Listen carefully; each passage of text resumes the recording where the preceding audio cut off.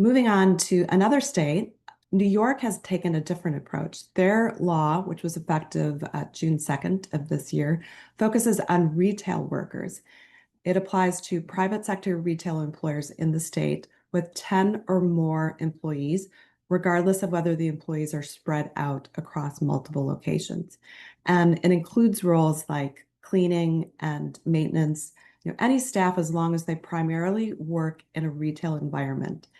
It also exempts businesses that primarily are selling foods for consumption on site. So restaurants, cafes, they are not included in this law.